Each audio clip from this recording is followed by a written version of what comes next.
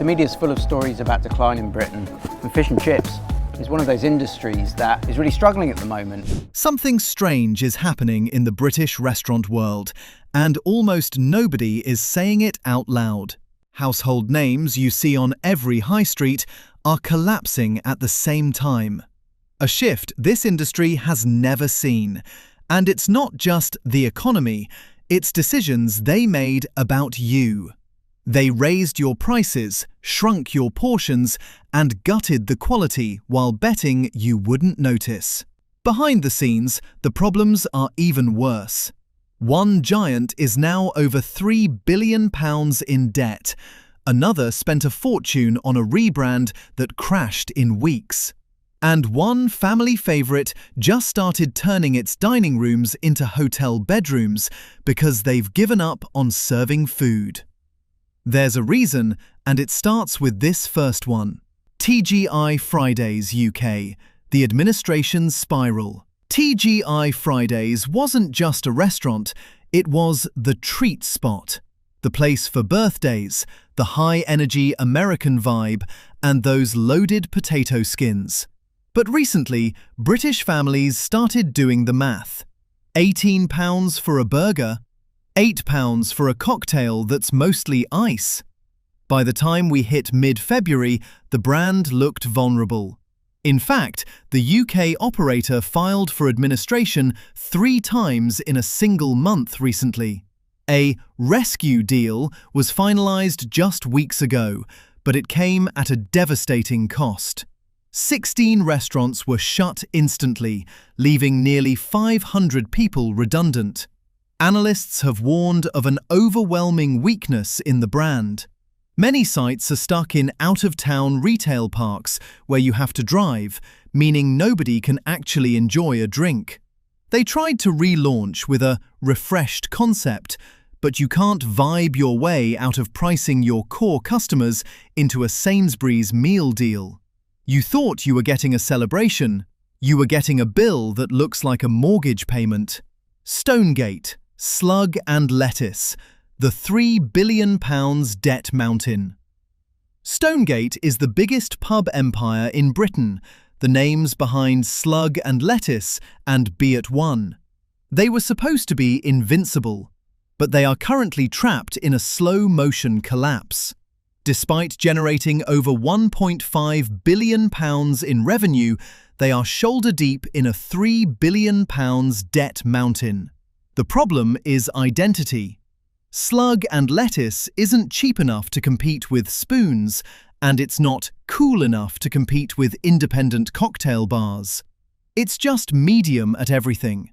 Right now, they are desperately trying to sell off 1,000 of their most profitable platinum pubs just to keep the lights on. Think about that. They are selling the crown jewels to pay the interest on their debt. For regular punters, that means higher prices at the till and less staff to serve you. When a business is fighting for survival, your experience is the first thing they sacrifice. Whitbread's Beefeater and Brewer's Fare used to be the default for a Sunday roast or a family breakfast. They were reliable, they were there. But there isn't enough anymore. Management recently made a cold corporate calculation. They are closing more than 200 of these branded restaurants. But they aren't selling the buildings, they are gutting the dining rooms and turning them into more Premier Inn hotel rooms. They've decided that a bed makes more profit than a steak. They are literally erasing the family meal out from their business model. For the 1,500 workers who lost their jobs, it's a tragedy. For you, it's a sign that the era of the affordable sit-down family dinner is being killed by corporate restructuring. Frankie and Benny's, the microwaved identity crisis. Frankie and Benny's tried to be the Italian-American hero. For a decade, that story worked, but the growth has stopped. Recent reviews are a graveyard of former fans. Boil-in-the-bag crap, microwaved pasta, and 14 skinny fries with a meager burger. They are charging premium prices for assembly line food. They recently tried to go back to their 1995 roots with a menu refresh, but it's too little, too late. When you can buy the same quality of pasta from a supermarket chilled aisle for £4, paying £16 at Frankie's feels like a scam. They moved the brand in the wrong direction, downskilling the kitchens to save money while hiking the prices. Now they are stuck in a rationalization program, which is corporate speak for closing dozens of sites because the math doesn't work anymore.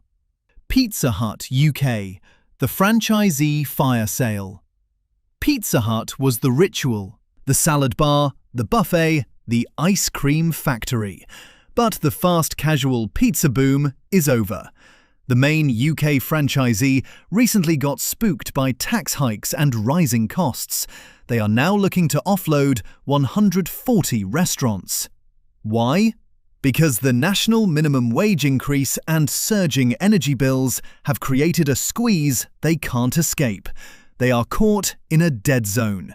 Too expensive to compete with a £10 Domino's coupon, but not high quality enough to compete with local sourdough pizza spots. When your core promise is a deal, but a family meal now pushes £60, the nostalgia isn't enough to pay the rent. The hut is flickering, and many sites won't survive the year. Pret a manger, the subscription trap. Pret was built for a specific moment. The office worker who wanted to feel posh about a sandwich. But in 2026, the Pret habit is being questioned. They recently scrapped their free drinks subscription and replaced it with a complex 50% off scheme. They called it giving value, but customers called it a price hike. They've also been criticised for launching salads that cost nearly £13. The boss recently admitted that price rises are inevitable. But for the retiree or the worker on a fixed income, Pret has become a luxury item. When a sandwich and a coffee cost the same as 3 days of groceries, the math stops working. Pret hasn't just lost customers, it's lost its entire premise of being the smart choice. Now it's just the expensive one. Revolution Bars, the rebrand that failed. Revolution Bars was the home of the vodka shot and the night out, but the brand's identity aged like milk. Younger people aren't spending like they used to, and they certainly aren't spending it on generic vodka bars.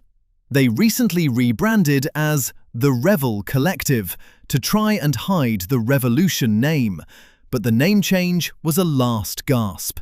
They just entered administration, closing 21 venues and axing nearly 600 jobs. They tried to survive on vibes and loud music, but vibes don't pay the £25 million in debt they've racked up. They are fading one dark window at a time because they forgot that a bar needs to be more than a corporate entity. It needs to be a place people actually want to be. Taking your power back.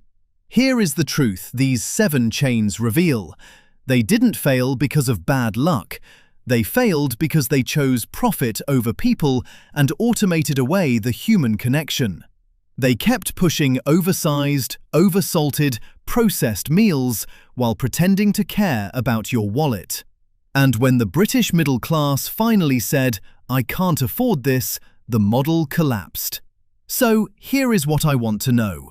When was the last time you actually enjoyed eating at one of these places? These chains didn't lose you in one bad visit, they lost you in 100 disappointing ones. The order they got wrong. The price that made you pause. The moment you realized you could do better, healthier, and cheaper at home. Drop the name of the chain you finally gave up on in the comments. I want to hear your breaking point stories. And if you want to see how supermarkets are pulling the same tricks with your food labels, click the video on the screen right now. Thanks for watching.